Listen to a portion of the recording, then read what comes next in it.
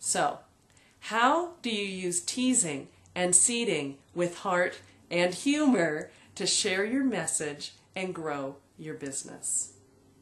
I think the first key is to really be able to be playful and engaging.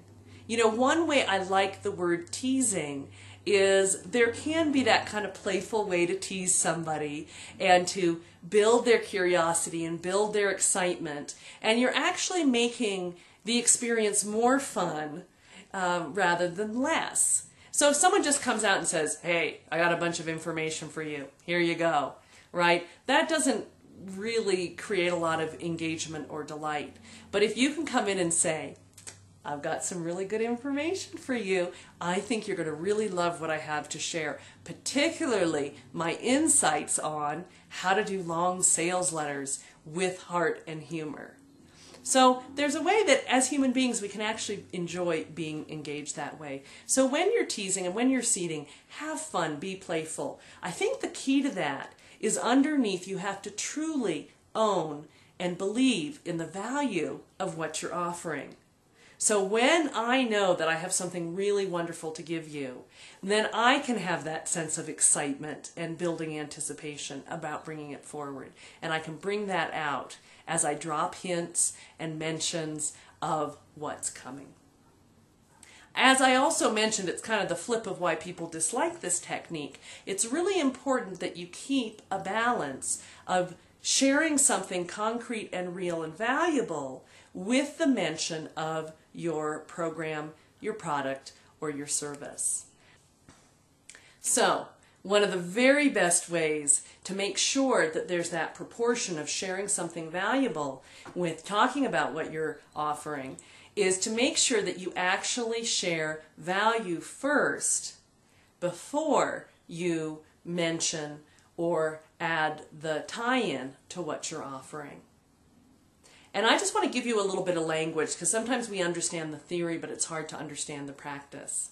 So for example, if you were doing a free preview teleclass, a really nice way that you can tease and you can seed would be to make a key point about what allows people to get an answer to the challenge that they're facing.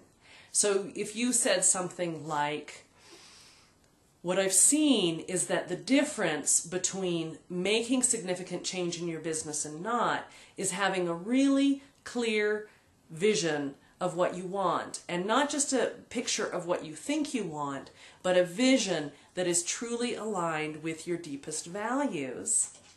You've just shared a valuable insight, and then it works really nicely to just say something like, that's why in my business breakthrough program we spend a full call really questioning and looking at and evaluating every aspect of the vision you've created to make sure it's in alignment.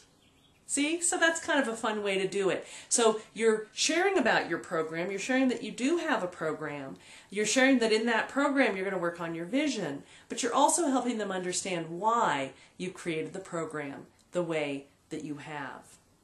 I'll tell you, when you get used to it, this teasing and seeding can kind of become second nature. You always want to be planting seeds with people about specifically how they can work with you.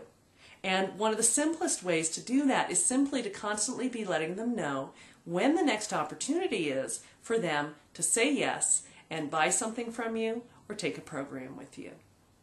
So, I hope that you can start to have fun planting seeds and very lovingly and playfully teasing people and helping build the excitement in them that you have about the new program, product, or service that you're bringing forward. So, tell me what you think. I'd love to know.